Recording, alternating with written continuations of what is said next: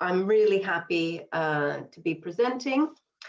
And let me just tell you a bit about the outline for today's session. We will go about 2 hours, and the first part will cover why secondary data analysis and why cross-cultural surveys. So why would we want to use cross-national surveys, and why would we want to rely on secondary data in order to undertake that research? Then I'll talk about the structure of the data, because I think the structure of the data will lead us to particular ways in which we want to analyze the data. And then I'll talk about the workflow of a secondary data analysis cross-cultural survey research project.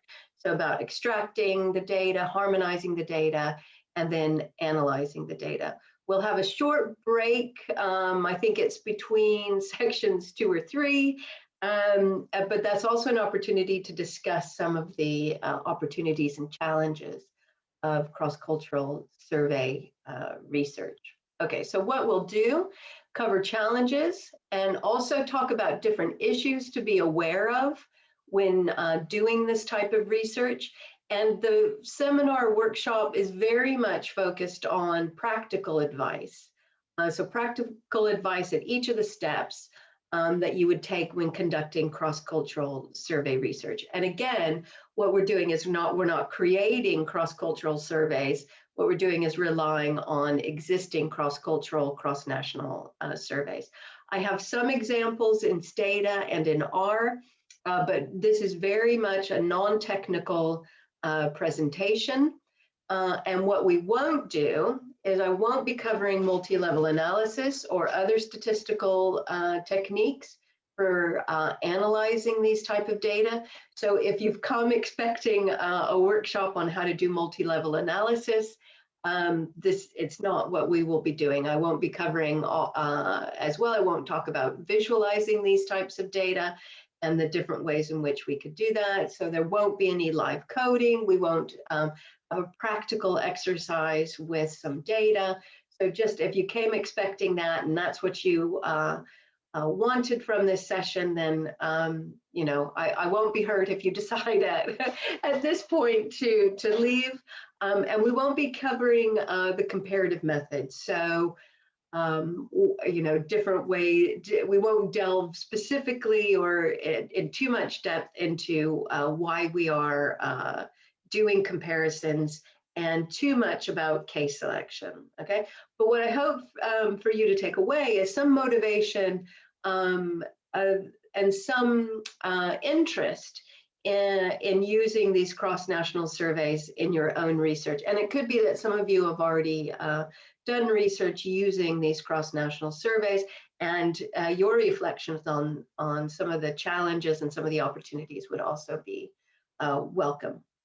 So just a bit about my experience in cross-cultural surveys and doing this type of research. I've used a number of existing cross-national surveys, the comparative study of electoral systems. That is a consortium of national election studies that have agreed to administer similar questions or the same similar questions on their national election studies so that the data could then be pooled together to create a large cross-national survey. So those are individual surveys where there's a consortium. They've all agreed to pull those together to make them available as a pooled cross-national data set or cross-cultural data set for use by the research community. And I became involved in that because I was working on the New Zealand election study, and that's one of the countries in that study. I've also used the European Social Survey, I've used the Eurobarometer surveys, and the European election study. I was a co-I on the 2009 European election study, which is now quite some time ago, but it is available for use, and it's been merged with all the other European election studies. And then I was co-I on a project that was about promoting the use of comparative survey research for the understanding of elections. And some of the slides that I have today actually come from the work that we did around trying to understand some of the challenges of using these cross-national data sets in electoral research. And I'm currently a PI on a module of questions that are related to gender attitudes that will be fielded as part of round 11 of the European Social Survey. So the European Social Survey, one of the it's sort of the gold standard. Many see it as the gold standard in terms of cross-national surveys. They allow people to propose questions, sets of questions to be fielded across all the countries that are involved in the European Social Survey.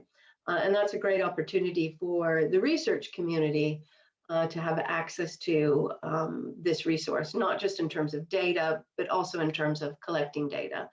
And collecting data of such quality across the number of countries in the ESS would be very expensive. So we're very grateful to have the opportunity to field this set of questions on gender attitudes. All right, so that's my background. So a lot of what I'll talk about today comes from really my personal experience doing this type of research. And I think it's also, what I talk about is also motivated by what I found helpful when I was starting out doing this type of research. The sorts of issues and the sorts of things that I'm raising are things that I thought about, things that I had to go and research myself and find out how to deal with them. Now, of course, there's lots of material out there for this type of research. So again, I just wanted to raise some of these issues with you and cover some of the solutions that I have for addressing them. Feel free to put questions in the chat if you have them, but we will also break for questions. And then you can raise your hand and go ahead and ask the questions at that point, or do go ahead and feel free to put them in the chat. Okay, so to start, in terms of doing cross-cultural surveys, just as an introduction, in a single country survey, our motivation for doing a survey and on a large sample of the population is because we want to know what people think. We want reports of behavior. We want reports of factual information so that we have an idea about how these opinions are distributed in the population. So we move from the sample and we get an idea of how these are represented in the population. So we want to be able to describe that population. We represent the people in terms of describing that population. And we're also interested in representing relationships when we do surveys. So we want to look at relationships among attitudes or various questions that we ask in the survey. So for example, we ask questions about self-assessments of health, and we ask self-reports of life satisfaction. Are these two variables, these two indicators related in the population? So that's what we're interested in terms of, or that would be our motivation in a single country survey. With cross-cultural surveys, we want to be able to monitor, explain trends and attitudes and beliefs and values across countries. So we're moving beyond a single country, and what we're interested in is not just about describing a population within a country, but we're also interested in how culture influences or contextual factors influence those distributions of opinions. So we are interested in how populations vary across context. So does life satisfaction vary across countries? If we're asking about self-reports or self-assessments of life satisfaction, how do those vary across countries? So that's in terms of being able to describe populations and describe how they vary across countries. But we're also interested in, we're still interested in, as we were in the single country study, the relationships among attitudes and attributes. So how is health related to life satisfaction? We're still interested in that relationship, but we're interested in how that relationship might vary across cultural contexts or across policy regimes or across different political regimes. So we're interested in how that relationship varies across countries. So in terms of, if we want to use sort of technical language, those of you who have done multi-level analysis would see the first one. So how do populations vary across contexts, as being interested in explaining why intercepts differ. So why are the means different across countries? In the second one, we're interested in how the slope, so the strength of the relationship between two variables or the steepness of that relationship, varies across countries. So it's a difference between being interested in how the intercepts vary versus how the slopes vary. And cross-cultural surveys, of course, allow us to look at that variation across countries. Okay. Now, because we are looking at different countries and different cultures, there are additional sorts of challenges that we encounter when moving beyond just a single country survey. And a single country survey, some people think about the challenges in terms of the errors that are presented. Measurement error, the sorts of questions, we are trying to get at true attitudes, but we're simply asking questions. There's some error that's introduced there. We're only looking at a sample of people in a country, so there's error because of sampling error. Then we have non-response error, so people don't answer all the questions, or they may not respond to the survey at all. So those are the sorts of challenges in survey research. When we talk about cross-cultural surveys, there are additional errors that might affect the comparability of our questions across countries. Translation, of course, being a big one of these. Do concepts translate? Do questions translate into other languages? How do we manage that we're conducting a survey in multiple languages? And if you think about large cross-national surveys, like the European Social Survey or any of these surveys, you're talking about 22, 25 different languages in which the survey would be conducted. So that's one additional challenge to think about. Also, because you're conducting surveys across different cultural settings, time use patterns in those countries may differ. Survey traditions may differ. And all of these may affect response rates or may affect other types of measurement error. So, and what I mean by time use patterns, the structure of the day in some countries will vary drastically from the structure of the day in other countries, such that it may, when it's best to conduct a survey may differ from one country to another. So we need to be aware of these things when conducting a cross-cultural survey. And also we need to be aware of them when analyzing the data that's already been collected. We also should be aware of sampling or the selection of countries, but I'll come to this in the next section.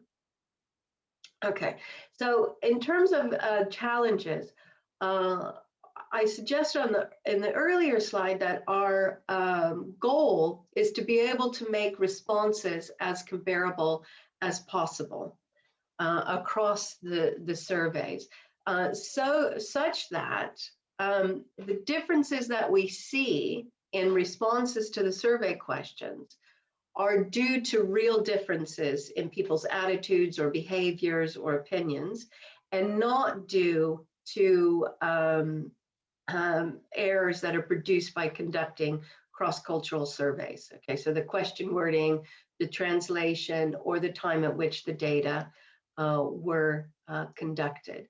So this cross-cultural comparability or equivalence of items is hugely important in cross-national surveys. But as I come to the advantages of doing a secondary analysis of cross-cultural surveys, the advantages of these issues in the surveys that we'll be looking at, they're front and center of these large cross-national surveys, these issues of comparability. So they've been managed and considered and dealt with in the best by experts. So you can be assured of high quality data in this respect. And some of the people thinking about these issues have suggest that we shouldn't assume that similar instruments administered under similar conditions will ensure that respondents from different cultural groups will arrive at the same interpretations of survey items.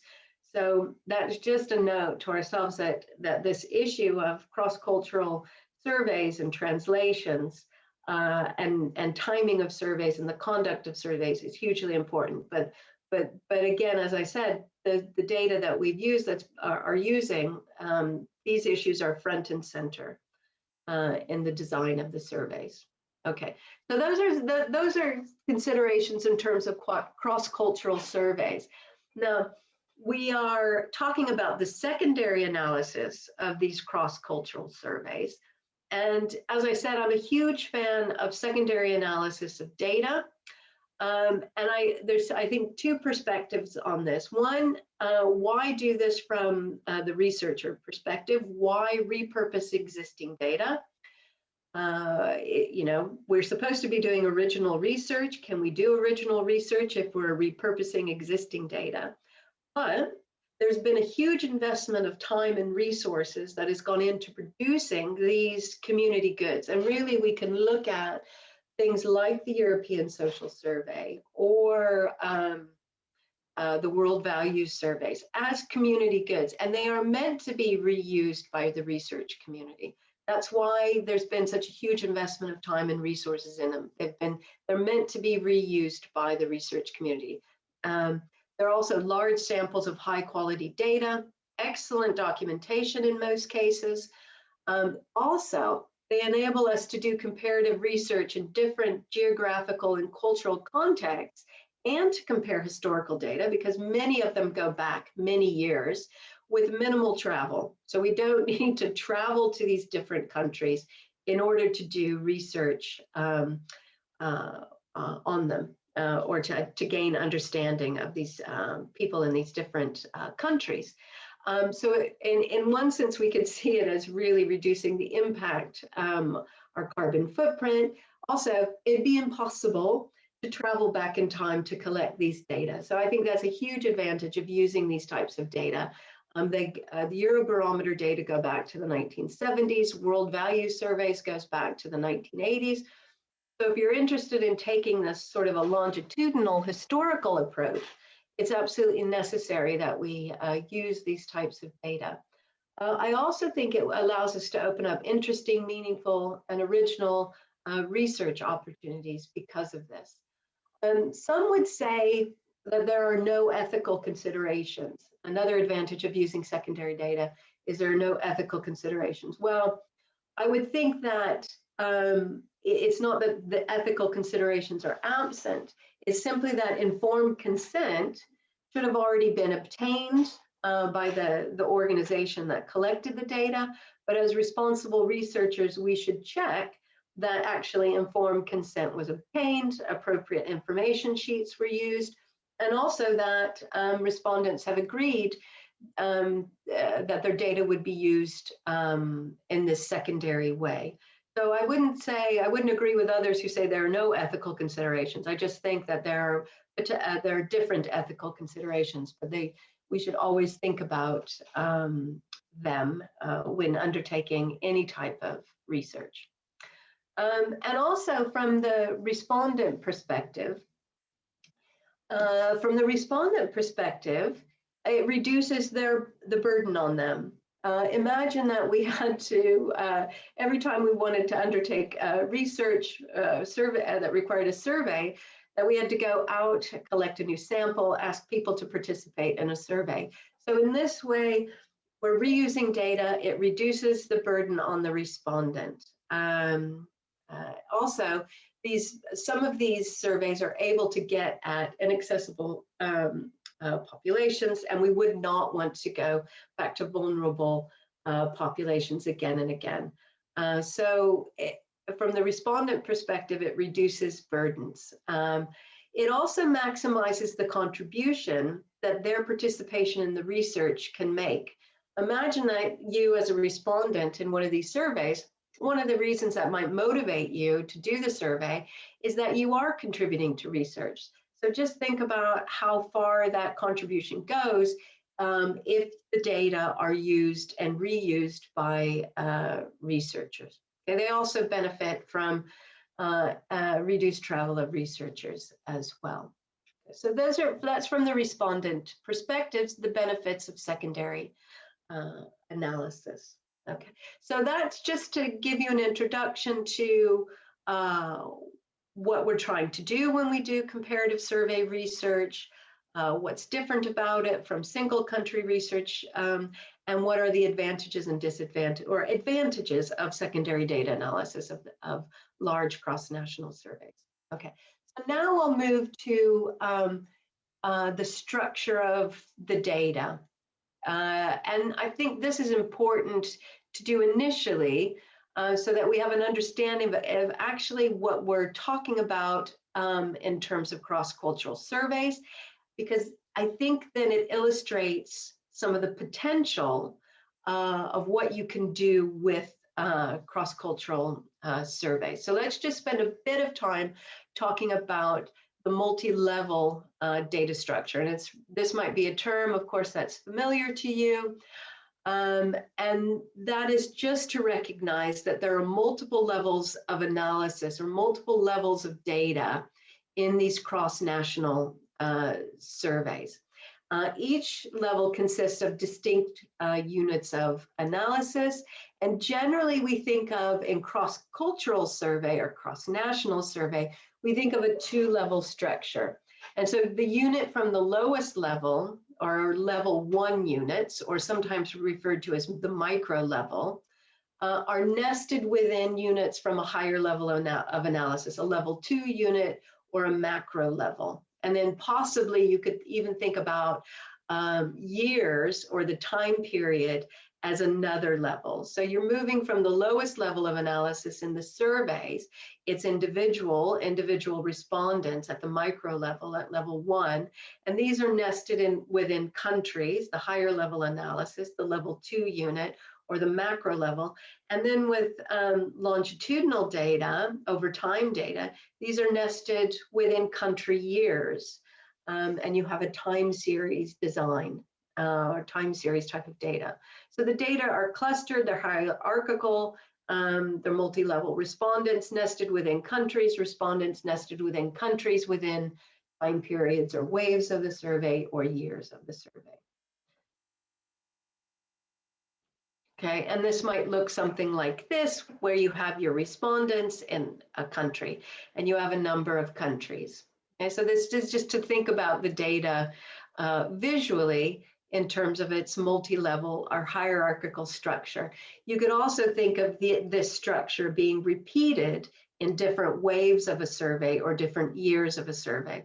So the European Social Survey, for example, has 10 waves so far every 2 years. So that goes back to 2000, I think 2002, I think, was the first year of the European Social Survey. The Eurobarometer data, on the other hand, they started conducting surveys by the European Commission in the 1970s. And they do, at the time, they were doing 1 survey a year, but now they're doing, then they started doing 2 surveys a year. And sometimes now they can do 3 or 4 surveys a year. So that time series there is much deeper, much longer than the European Social Survey. So you could think about this multi-level structure being repeated in waves or years of these cross-national surveys. Okay.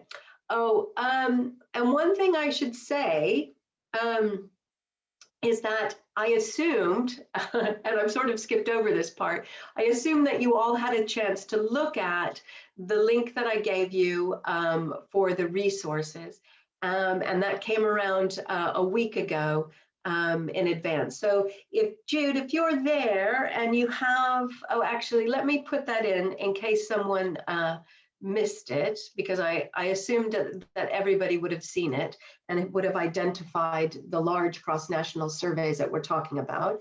Let me put that link in there again so that if you haven't had a chance to look at those resources, you can. Sorry, so I'm sorry that I did assume that everybody would have had a chance to look at that in advance, so you know what types of data sets that we're talking about. Okay, but that's what those data sets generally would have the structure. If you're doing a single country, just a single country, but over time, you would just take this country, single country, and you would repeat it over time. I haven't, and keep repeating it. So you would have a time series, but it wouldn't be a cross-national time series. But you wouldn't have pooled countries over time. You would just have a single country over time with multiple waves. Okay. There's another question that these about the panel nature of these data. These cross-national surveys are not panels. They're not surveying the same people over time. They are new surveys, new respondents in each wave of the survey. Okay. There is, I think I put this in the resources, they are building a cross-national panel study. And that I've put a link to that project in the resources. But those of you who are familiar with survey data will know that there's a particular advantages to tracking the same respondents over time. But that's not part of the structure of these cross-national data sets at this time. When we get to, you could build your own cross-national panel by pulling together country panels. So if you pulled together the British Household Panel Survey and merged that with the German Household Panel Survey and merged that with the Swiss Household Panel Survey, you could build your own cross-national panel survey, which would be, I believe there are some studies out there that do that. Okay. All right. So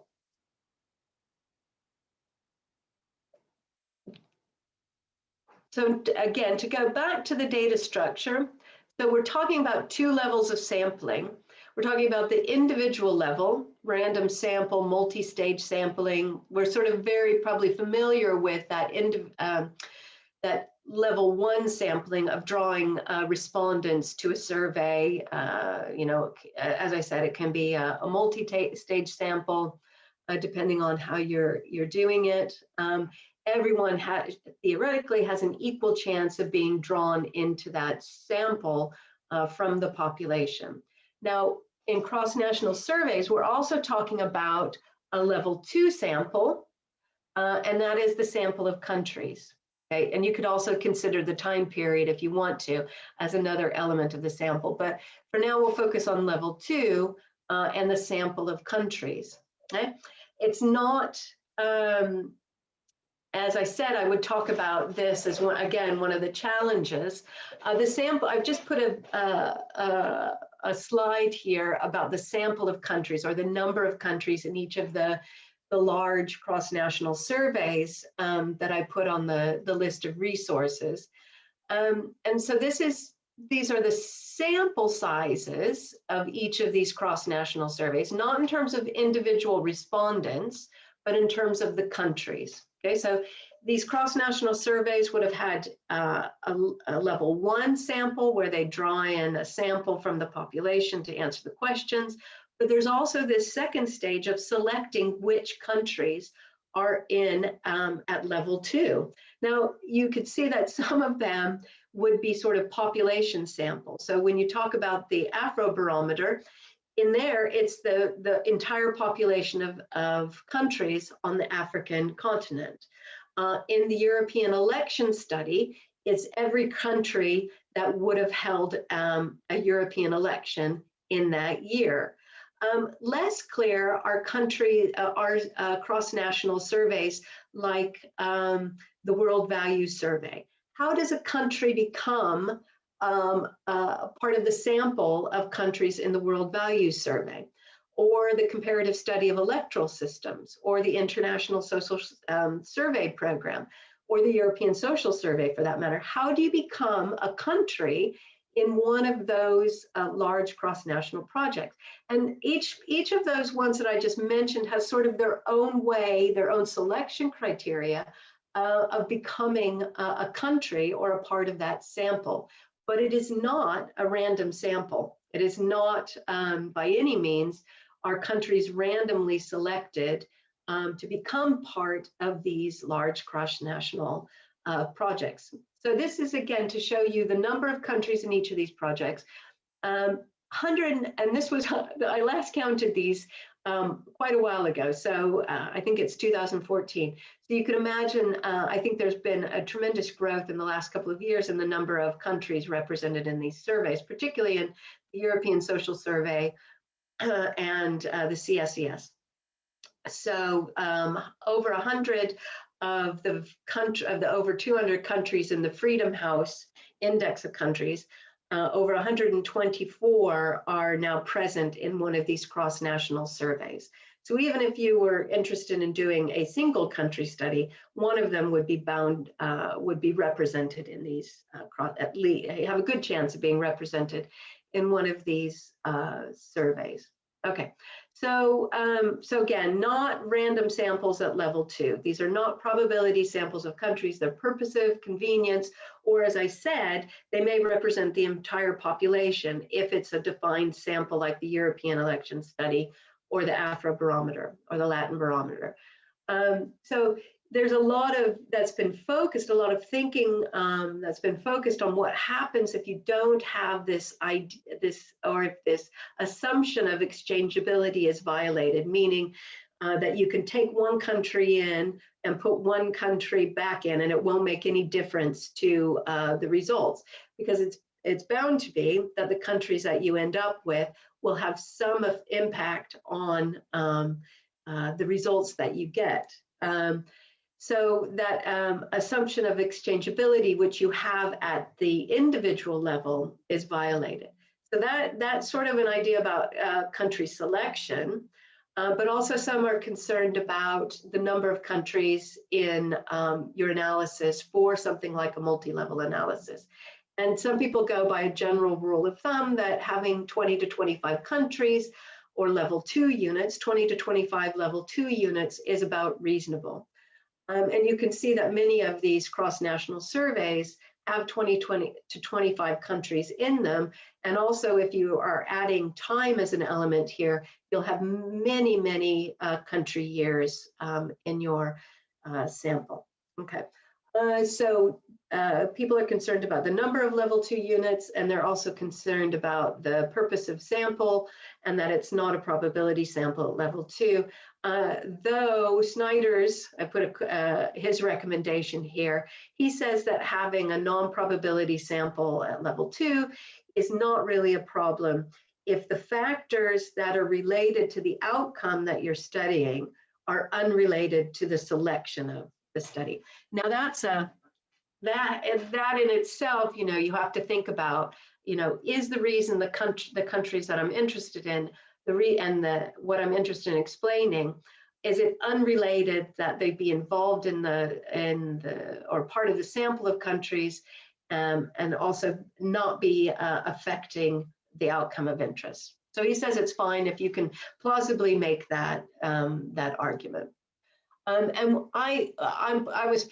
I'm particularly interested in this question, and this is just some preliminary or some initial data that I had on looking at how the different surveys, the different cross-national surveys, report differences in the gender gap in participation. It's, you know, the difference between men and women and their rates of voting. It's been studied by a number of people. And my question then was whether or not the findings were influenced by the type, by the sample of countries that were used. So I just did a summary of the research that's been reported using cross-national surveys and the gender gap that they found in voting, and whether or not they found it was significant. And you can see that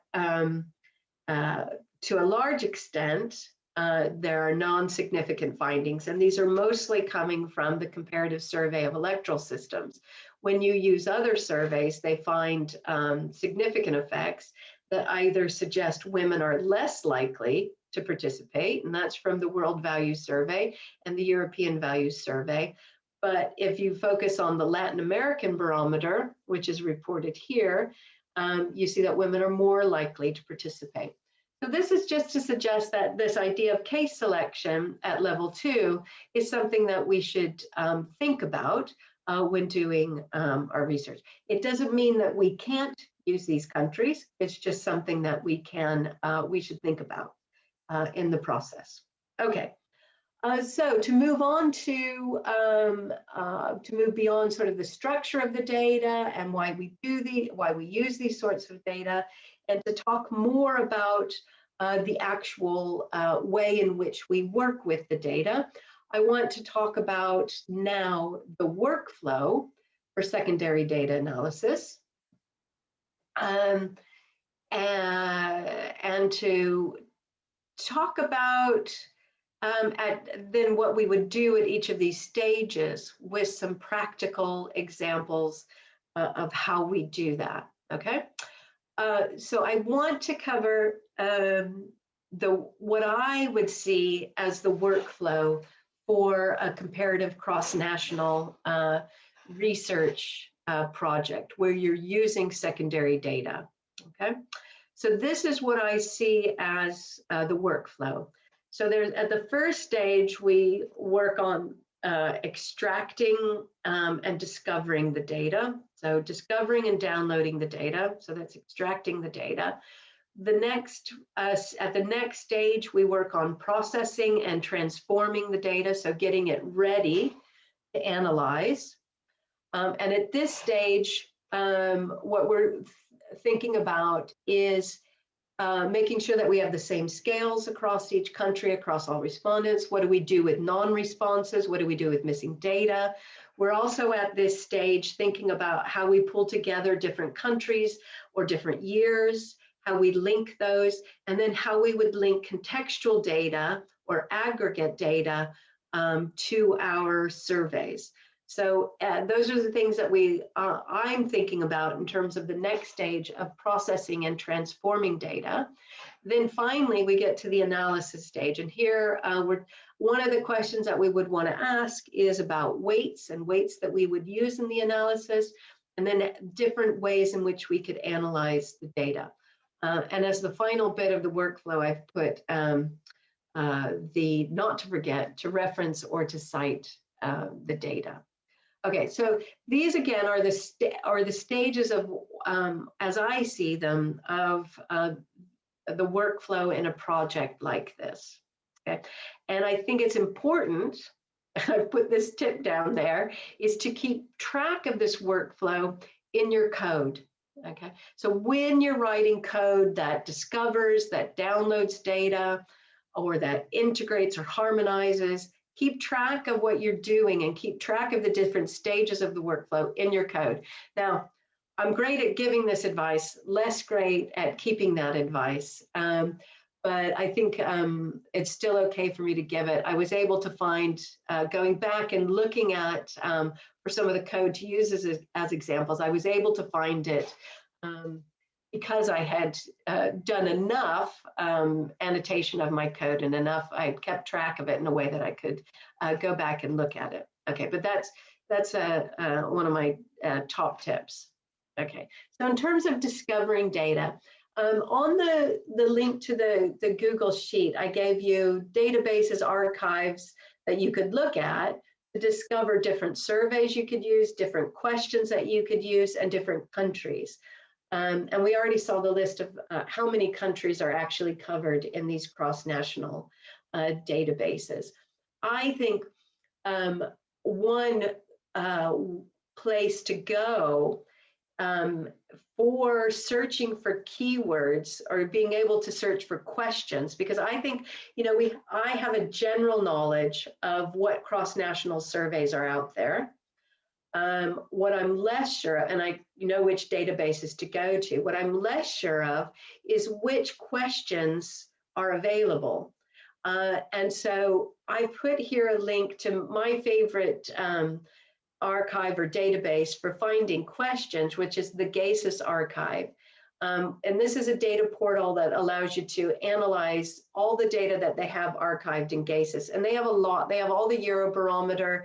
They have the European Values Survey, CSES, ISSP. They're not terribly good at non-European data. So I don't recommend it for that. But if you want to see what's available in European databases or European surveys, this is an excellent resource. And you can just type in keywords into the search and it will show you which questions are available. I found some great surveys on antimicrobial resistance for a recent project. And the European Social Survey has something similar. So that's a good way to discover data. And again, have some general awareness of which countries are available in which cross-national surveys.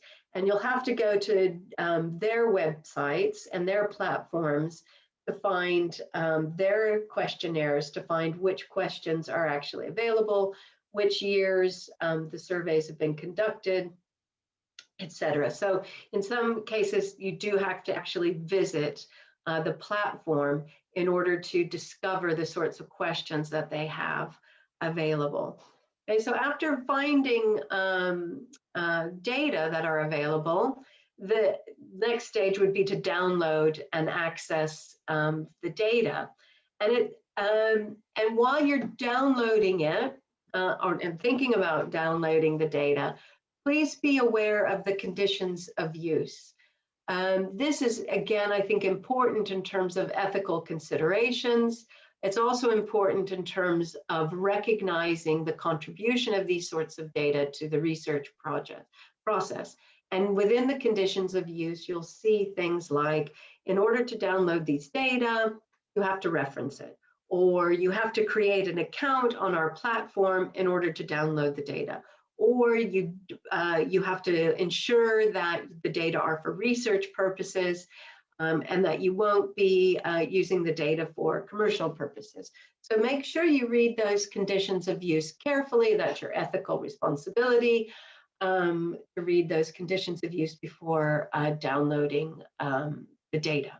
Okay, I think I've worked through, I've just got a quick video here of using the download, or the, it's called the data wizard, the cumulative data wizard on the European Social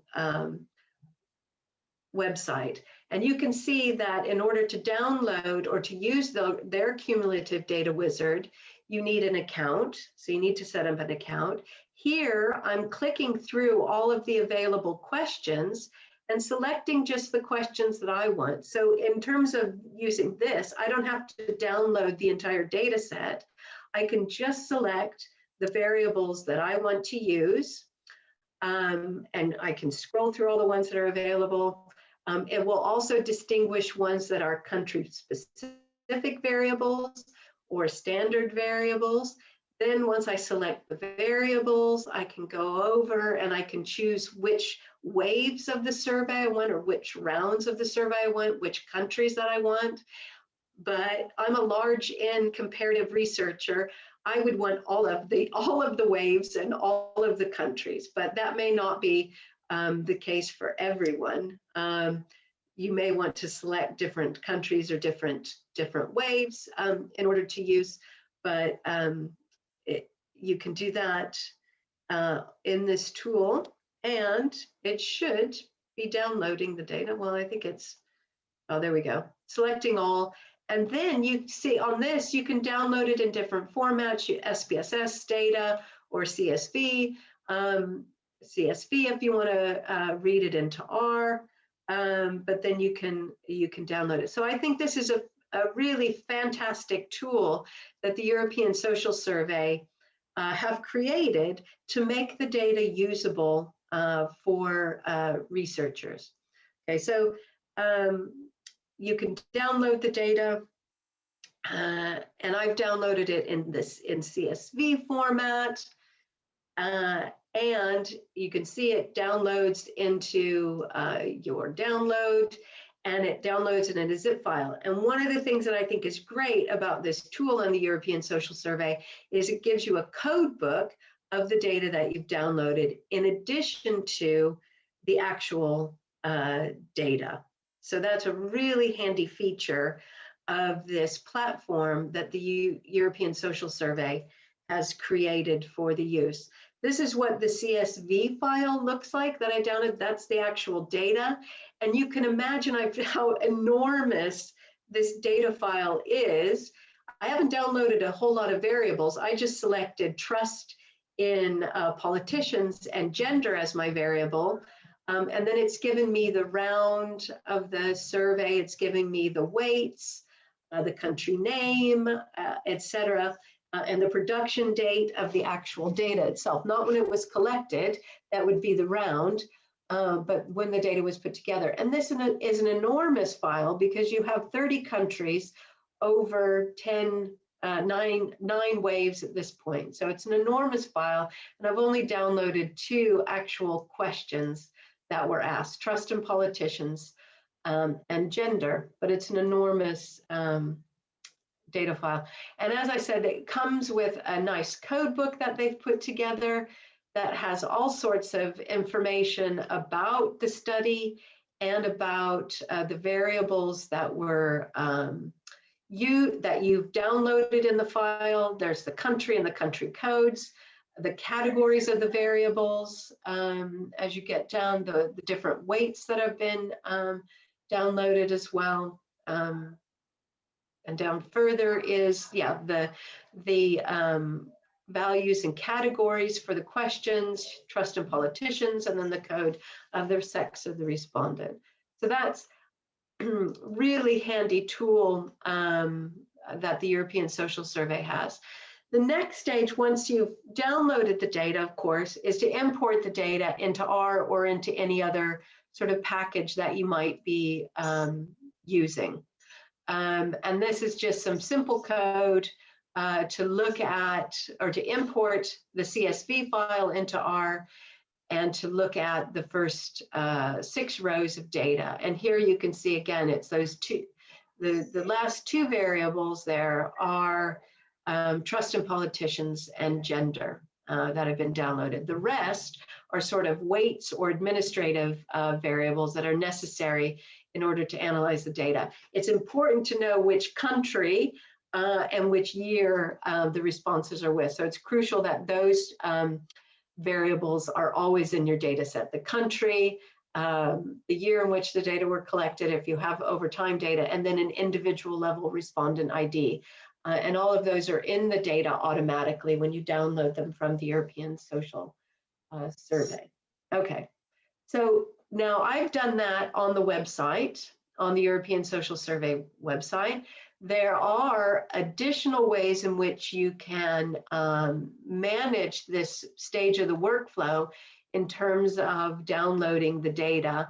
And also they help you, these 2 packages are also a bit more sophisticated in helping you to sort of harmonize the data or integrate the data. But I've just put them here as examples. These are working specifically with the European Social Survey in R. There's a survey, ESS survey package, and then a lowdown package that are available. I won't go over those, but we'll just leave them there if you're working R and are interested in them.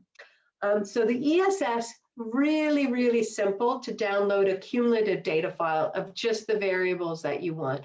Other data sets, not so easy. The World Value Survey, which I've put here, has each of their waves that you can download.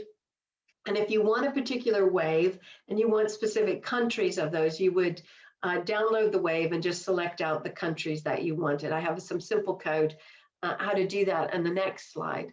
And then the Eurobarometer, does, actually I should say the World Value Survey also has this time series. So you could download all available data in the time series, which I have an example of on the next slide. The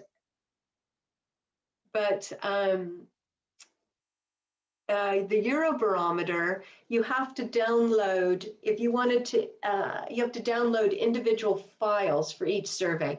The countries are pooled in the Eurobarometer data, and the Eurobarometer data, again, are surveys run by the European Commission at least a couple of times a year that ask all sorts of questions of the European population. And those are individual files that you would download, again, but pooled by countries. And there is, I've put a link here to an R package that has been written by someone that helps you navigate through downloading multiple Eurobarometer files. If you're like me, I don't, there's a trade-off here. Do you want to go through the code of this package in R and learn how it works and do it for yourself? Or do you feel confident enough to go and write the code yourself and trawl through each individual study on its own to find the data that you want? So there's a trade-off there in terms of where you want to invest your time. Anytime that you download any of these files, whether it's from the Eurobarometer, Afrobarometer, Latin Barometer, Arab Barometer, also remember to make sure you get and look at the documentation and keep track again of what steps you've taken in this sort of workflow. Generally, data will come in multiple formats, SPSS data. It comes in R. I think the World Values Survey has an R format, or it comes in CSV as well. Okay, so this is an example of importing the World Values Survey into R. I've drawn in the entire time series data file of the longitudinal data set of the World Values Survey. If you remember back to the slide where I had all the number of countries in each of the large cross-national studies, the World Values Survey was huge. It had 90, I think upwards of 90 countries. So it's huge. It's a huge data set, hugely useful for doing cross-national research. So here's an example. I've just pulled, I did download this one in R format and then read it into R. And what I've done here is just selected a subset of variables. You could also do a subset of countries if you just wanted to look at some of the countries. I'm trying to scroll across, but it's a screen capture. So here I've just done a subset of variables, but you could also do a subset of countries or a subset of years as well. Okay, so that's the World Values Survey and opening it up. Okay, I think it's time, before we move to the next stage of the workflow, I've talked for a long time and given you hopefully some useful information, but a lot of information.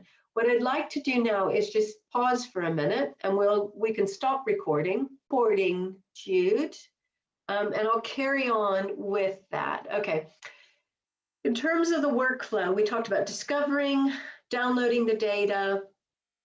Now we'll talk about harmonizing the data. And I won't spend too much time here. It's just something to be aware of.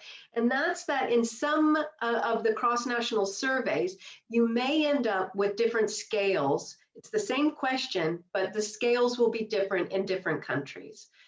We also should be aware of non-response, and that's item non-response. So some questions may be missing answers, or what may happen is that if you look at the World Values Survey, or even Eurobarometer, this happens, that question may not have been asked in all countries. So that item is just not available in that country in that particular year. So you need to be aware of that. And there have been many times where I've been running my, processing the data. I haven't paid attention to this. And I'm wondering, why is country X dropping out? And I'm like, oh, okay, they didn't ask the question. And then, of course, always be aware of missing data. And that's another thing. Why are the data missing? Was the question not asked? Low responses, et cetera. So you want to be, so when you harmonize the data, that's where you want to make sure the scales are comparable and you're treating missing data the same across all your countries and across all your surveys, and you're aware of why data might be missing and why there might be non-response in your surveys. Okay, so harmonizing survey items. Generally, if a question is asked about political interest in one of these cross-national surveys and you're downloading it from the same platform, it's going to be the same scale. It's going to be the same question. So the harmonization has happened in advance of the field work. So the organization that's conducting the cross-national survey has done all they can to harmonize the scales and harmonize the questions. In addition to making sure the translation is work and it has the same meaning that when it's translated. However, there are cases, even in these cross-national, big cross-national surveys, where the categories are going to be different. And that's simply because the country, the cultural context or the political context or the religious context or the education context is different. And so you'll find different scales for religion, different response categories, different scales for education, for the different partisan identification, because there's different party systems in each country. So be aware of where you will find these differences, and you have to have a strategy. If you're going to use something like religion, have a strategy for how you make it comparable across surveys. If you just put it in as it is into some sort of linear regression model, it's not going to make sense because each of the values has a different meaning in each category. So you have to harmonize them. You have to write code in order to make sure that all the categories are comparable across countries. Okay, and this, I just pulled an example of how an education is a huge one, because education is important to a lot of social science research, yet there's huge variations in education systems and what high and low education means in each country, or what a degree means in each country. So you have to harmonize them somehow, make sure they have the same number of categories and that there's the same meaning. So you have to be pretty much you have to be an expert in education systems across a number of countries, or know somebody who is, or you can go with, in the European Social Survey, they also have an item which is about the number of years completed of education, which would be comparable across all surveys, but it's not about the degree, it's about how many years you've spent in education. But you have to decide, is that really comparable as well? Is that meaningful in terms of what I want to do? Okay, so that's something to be aware of, is to harmonize where necessary. Okay, and then in terms of the additional step in terms of processing and transforming your data before you do the analysis is to a step I call integrate. And that's if you're doing a country year analysis and all your years are in separate files, you have to link them together or merge them together. And also, if you want to add contextual data, or you want to aggregate your data, that's also something that needs to be done. And by contextual data, it would be adding in numbers or variables that represent level 2 characteristics. So it might be something about the health system, it might be something about the welfare system, it might be something about the political system. And you want to be able to link those variables in as well. Those wouldn't normally come in the survey data. They're data that you would add because you're interested in them because of your research.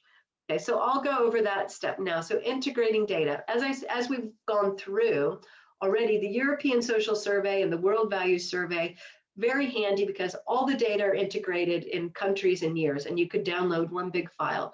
However, integrating years may not be so easy for other data sets. So they're pooled across countries, but they're not pooled across years. So if you want to do something across years, you have to do that yourself. And the barometer data any of the barometer data, whether it's Eurobarometer, Air Barometer, They don't tend to be pooled across years. They're just available, pooled across countries. So at this stage, you may want to integrate all the years together. Also, you may want to, and there are a few examples of this, you may want to integrate surveys from these different survey programs. So let's say you want to pull together the data from the Eurobarometer or the European Social Survey and add it to the Afrobarometer data and add it to the Asian Barometer data, because you just don't want to rely on European countries. You want to merge it with Asian countries and African countries. So you want to pull together different cross-national surveys. And you can do that. Again, you want to think about harmonizing. You want to think about making sure the items are similar and the scales are similar before pooling. But you can do that. And this will increase the number of countries that you have, increase sample size. So think about those, that also as a step that you could do or need to undertake in the workflow if you're integrating data from different cross-national survey programs. I have an example of integrating 20 years of Eurobarometer data. And this is from a paper that I worked on recently about support for the euro in Europe. It's a third paper in a series that we worked on around what are the conditions under which people support the euro or don't support the euro.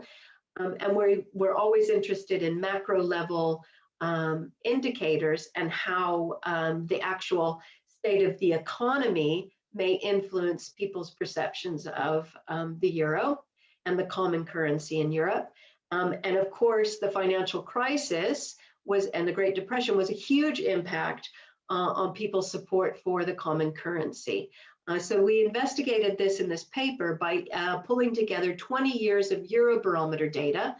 So we have actually, 3 levels. We have time, we have the country, and then we have the individual level responses on whether they support the euro or not. But what I needed to do for this paper was to pull together 20 years of Eurobarometer data, and each year was in a separate file. So unlike the European Social Survey, I needed to download each year separately, and then harmonize the data, make sure the variable names were the same, all the categories were the same, and then I needed to merge it together. Okay, now I just put some code here that I pulled because I could find it, of working with 2015. So I had to give a name to the year in which I pulled down the data from the 2015 Eurobarometer data, renamed variables, kept them and put them in, kept the variables that I needed, put them in their own data set and saved them, okay? Now, and then what I did, once I created each subset from each year, then I merged them all together into one big data file that had all the variables that I needed and all the years that I needed. I merged them into one big data file. Now, on the previous slide, I put, can use a for loop. You could use a for loop to do this and just write one bit of code to pull in one data set at a time, and then do the same loop for each data set. However, I didn't do it on this. I'm not an expert in for loops is one reason. The other reason is that each data set that I pulled down was unique in its own way. It was to me, it was very hard to write a for loop because each data set was different enough where I had to write separate code for it to pull out the variables that I wanted and that I needed to harmonize as well, okay? But I did in the end write code for each separate data set, then merge them all together. And then what I did was I merged it with, I linked it to country level data on economic, the state of the economy, which was both about inflation and about social expenditures. So I had a separate file that had the country year, and this is what I've put over here, the separate file that I've had. So in one file, I had all the individual level survey responses. In another data set, I had the country and year and economic indicators. And I merged the two data sets together so that each individual survey respondent was linked to that country year's economic indicators. Okay, so I built, then I came up with a data set that had individual level responses to it, and then the economic indicators. Now, one thing here that you'll notice then is that each individual in a country, so the first country here is Austria in 1998, each individual who was a survey respondent in Austria in 1998 would have the same value for inflation or change in inflation, and then social expend, or this is actually I think this is something to do with social expenditures, I've forgotten. So, but you would see that each respondent in that year would have the same value on the economic variables. So that creates some issues when we get to the analysis, because those do not vary across individuals within a particular year. So you have to be aware of how that affects the standard errors and how it would affect the estimates of statistical significance as well. But anyway, that's a more technical issue. Okay, but that's in processing the data. Okay, so that's when I talk about linking the data, those are the sorts of linkages that we would make. Another example of linking data to country level indicators. And again, this is what I see as one of the big advantages of these cross-national data sets, is being able to try to explain why we see variation in relationships across countries. And here in this study, we were looking at the relationship between parenthood and political attitudes. And what we were interested in, does that relationship vary by the support that is given to families? So where you have more support for families, there's less of a polarizing effect of parenthood on political attitudes. So what we needed to do was to add in contextual indicators of how countries supported families. And what we did was to put in the number of months of paid and unpaid parental leave. And we did that not by linking two data sets, but I simply wrote code that said, when country is Belgium, let's put in parental leave as 6 months. When the country is, let's pick out where's the UK here? Did I have the UK? GB. 6.5, we put in 6.5 because there's 6.5 months of parental leave in the UK. 34 in Norway, okay? So I just wrote those into the code rather than having them in a separate file, simply because it seemed easier, okay, than having a separate file and keep track of it. Okay, so those are the steps in terms of harmonizing and integrating data.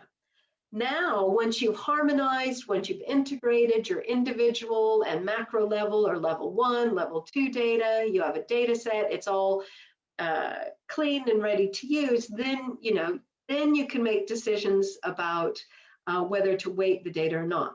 But this also assumes that back when you downloaded the data, that you actually also downloaded the weights with it, okay? So make sure that in the download stage, and also revise my notes, is that you get the weights that are available. I won't spend too much time on weights, but I will explain, because they are used a lot in surveys, and we should be aware of them in cross-national survey research as well. What do we mean by weights, and should we weight our data? There are different types of weights. There are weights that when we adjust for unequal selection probabilities. So this has to do with the design of the survey, so multi-stage sampling, for example. But we also adjust for non-response in stratification, as well as compensating for different probabilities of being selected, as I said. So the different types of weights that we talk about are, let me see, I've got this, and we talk about design weights. So design weights correct for the sampling design. Let's say we have a multi-stage sample where we select regions first, and then we select neighborhoods within regions, and then we select households within regions. Each stage of that multi-stage will affect who has and who does not have a chance of being selected into the sample. Or it might have to do with, you know, if you use how many people are in the household and who's selected out of the household.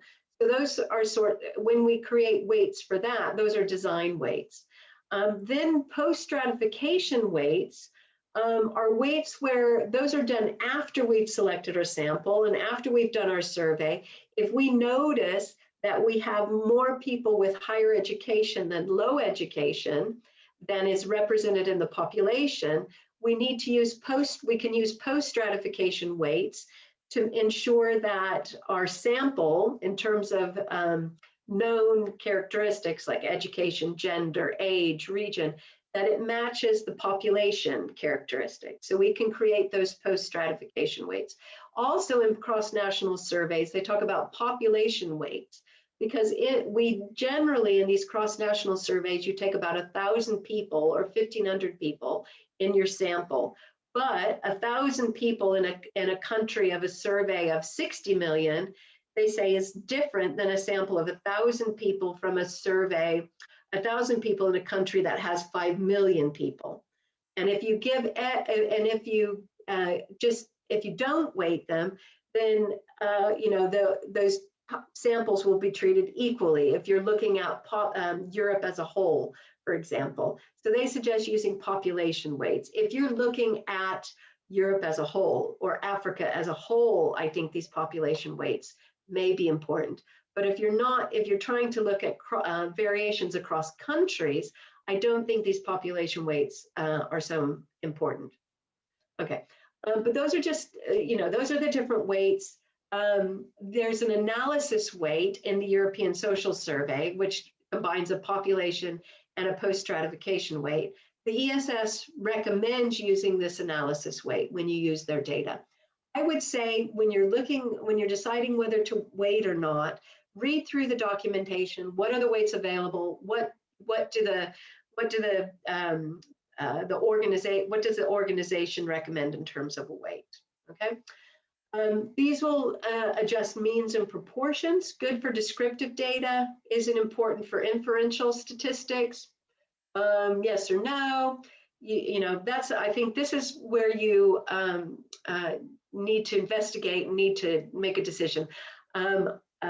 There are no weights for level 2, except that the population weight might be a level 2 weight, but you cannot adjust for non-response or probability of selection of a country into one of these surveys. So there's no weights for level 2 necessarily. So again, I think be aware of them, be aware of what is recommended for each cross-national survey in terms of what they say about weighting. What I tend to do in my own practice is run the data unweighted and weighted so that I'm sure and I also make myself very aware of what the weights are doing and how the weights are calculated if I'm going to use them. Generally, I don't use them. Okay, and then if you are weighting data, you have to make sure that you account for using weighted data in your statistical analysis. And there are various routines that you can use in Stata or in R to make these adjustments. And as I put here, another choice is not to use weights at all in a regression model. A lot of people would say that you include in the regression model all the weights that all the variables that you might have used to weight by in a post-stratification weight, in a post-stratification weight. So really, do you need to include a weight? And some would argue that if you do this, you will end up with unbiased estimates and standard errors just by including the variables that you would weight by in your regression model. Okay, again, I don't have the answer for you, but just some things to consider. Okay, now just in the last bit of time that we have, I just wanted to go over 3 examples, and I'll go through these quickly. I've given you the papers that they come from, but they're just types of analysis that you can do with cross-national surveys.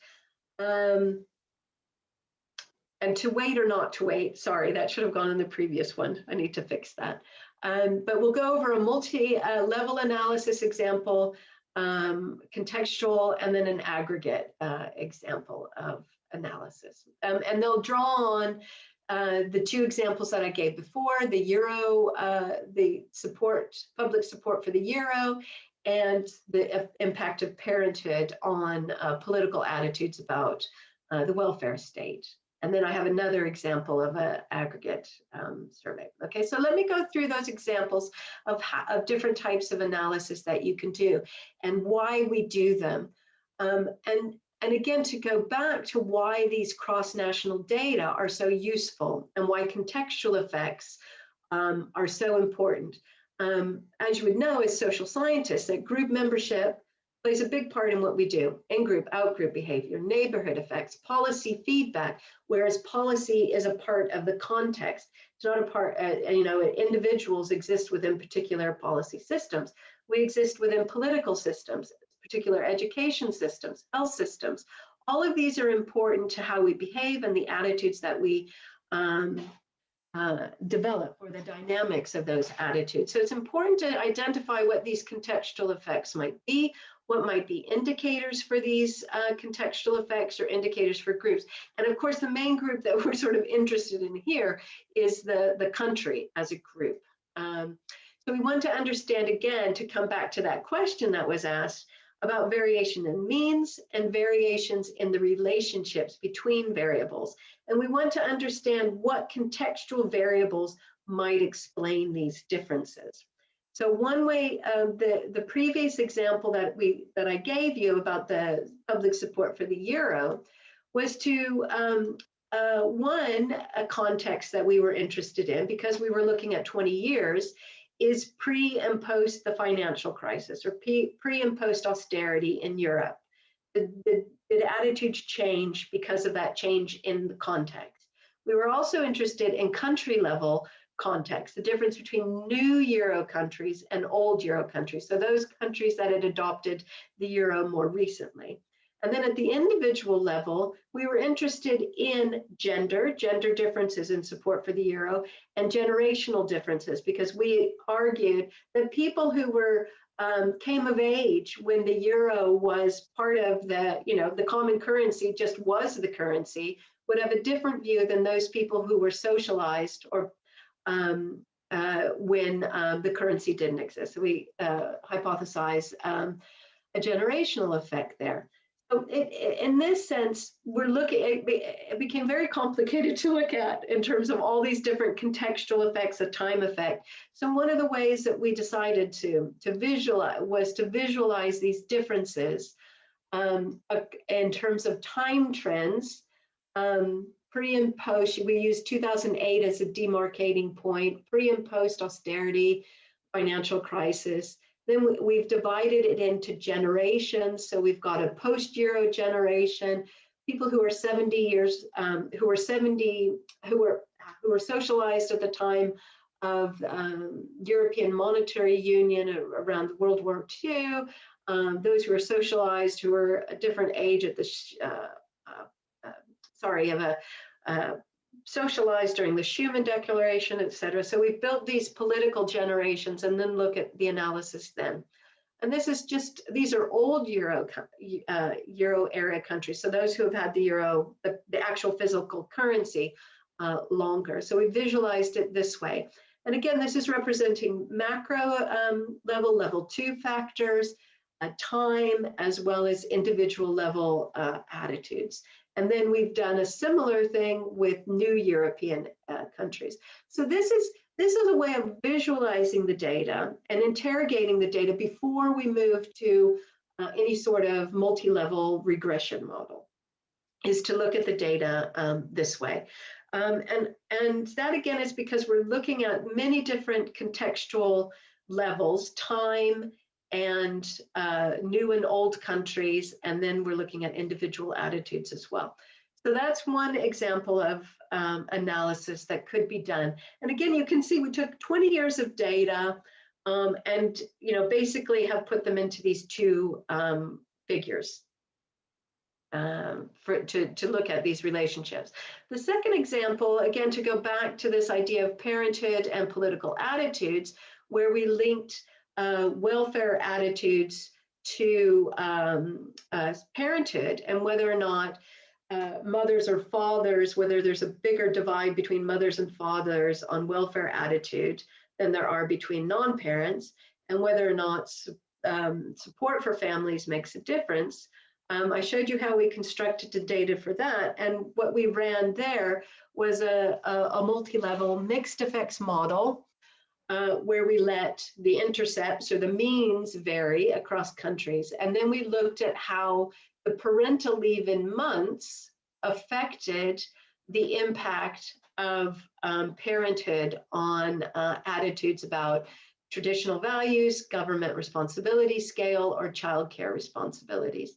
And again, here we're just looking at parents with the idea that where parental leave or support from the state is more pro-family, that the differences between mothers and fathers will be smaller. Okay, so this sort of looks at this relationship. So 0 is where there's no support from the state for families. And that is, again, where we see the biggest differences between men and, these are mothers and fathers, where we see the biggest difference between mothers and fathers in attitudes about childcare responsibility. So it does suggest some differences in slopes, or that parental leave does help us explain some variation in the relationship between parenthood and attitudes across countries. Okay, so that's another example of analysis. And then finally, oh no, I have more than two. I have another example, sorry. I have 2 more examples, which I'll go through quickly. One thing that some of you might be asked about or be asking about is, okay, we've got these observational data, but my supervisor or reviewers or people are always talking about causal inference. How do I manage causal inference with these cross-sectional observational data? I have no way of knowing what comes first, what causes what. I'm not doing an experiment. They're not randomized to a control and treatment group. So it's really hard for me to establish any sense of causal effects here with these observational data. Now, and I'm not saying that we don't have time, and I'm not the one to give the lecture on causality, but I just wanted to give you a few examples of the ways in which these type of data have been used to approximate or to get at causal inference and to get at sort of using probabilistic theories of causation. And there are ways to use the data with statistical matching or synthetic controls where you can establish or build a counterfactual to make it more like experimental data. But the ways that I'll be talking about, the ways in which it's been used for causal inference is to exploit a natural intervention or to exploit an element of the survey design that allows us to estimate and identify marginal effects. Okay, one thing that has been done is to use the fact that is to look at interviewer effects, and people are in a way randomly assigned to have a particular interviewer in their survey, and we can see how people respond to different interviewers if they're randomly assigned. So you have and here I've got an example that looks at whether or not people answer questions differently if they have an interviewer that's of the same ethnicity or of a different ethnicity from them. So you would have been randomly assigned to receive a co-ethnic or a non-co-ethnic interviewer. And again, a lot of these interviews are done face-to-face, so the interviewer, the interviewer characteristics will have could potentially have a big effect. So what they found here is that there is when people are assigned a non-co-ethnic interviewer, there's a greater social desirability impact on ethnic questions. People are more likely to be favorable on questions about ethnic attitudes when they have a non-co-ethnic interviewer. So they hypothesize this social desirability effect. And this is in a way, you could say that then it's the type of interview the type of interviewer is causing differences in the responses that are given. Okay? Another type of example that sort of tries to approximate sort of a causal thinking is to look at interventions. And I just pulled this example from some work that we did, which looked at the election as an intervention. For these surveys, there's a long period of field work, and in cross-national surveys, they can happen at different, the period of field work can happen at different times of the electoral cycle. And since I'm an elections researcher, this sort of when the survey happens, how close it is to the election, the intervention, is of interest to me, because I think that the closer that the survey is to an election, it may elicit particular respondents or particular types of responses. So in that sense, the election is the intervention, and you can have an election or not have an election in your survey. So we built the survey and structured our data so that the election became the intervention. Some people had an election, or some people were further away from the election. It was maybe 400 days away from the election, whereas others were in the midst of the election when the survey was conducted. So in that sense, we try to sort of approximate the election as an intervention when we structure our data. So that's another way where you could sort of look at causality or causal inference through the use of these cross-national data. Okay, and then finally, my final example comes from aggregated survey data. And that is, I'm going to call this the really big data approach, but that's where you take all available data and you aggregate it up to construct country level measures. And it's sort of the reverse of the multi-level analysis, where you've got the individual as the unit of analysis, and you've got level 2 or country level indicators predicting individual behavior. What you're doing here is taking all the individual data, aggregating it up to come up with country level measures. And I think a really good example of this, it comes from, of course, politics research, is this article on In the Mood for Democracy. There's no reason why something like this could not be done around attitudes about the environment, gender attitudes about spending on education. What Christopher Clausen has done in this article is take a measure of democratic mood by taking, he's gathered 14 survey projects. So it's basically all the survey projects that I've mentioned. World Value Survey, European Social Survey. He's got close to 1,400 nationally representative surveys. And he's aggregated up all of these to come up with close to 4,000 nationally aggregated opinions about democracy in, I think, how many countries does he have? 140 countries or so. And he looks, then he can plot over time democratic mood in all of these countries. And I've just pulled one slide from his paper where he's done this work. And it's just, I think, such a really good, useful way to use all of these existing data to look at a really big question over time and globally. So I just wanted to leave you with that example, which is sort of taking all this cross-national survey data and moving it up to the country level in a very creative way. But no reason why this sort of strategy couldn't be used to look at different sorts of mood variables or different other sorts of attitudes and attitudes. Okay. So I'm going to, are there any questions, which is to me hugely important, is to remember to cite the data when you write up the data, when you write up your results. It's like it's a huge investment of time, as you can imagine, to produce these data sets, the documentation, the platforms that access the data. So it's really important that we reference the data, as they're just as important as a book or an article in terms of the contribution that they're making to our research. Okay, so I'm just going to end it there.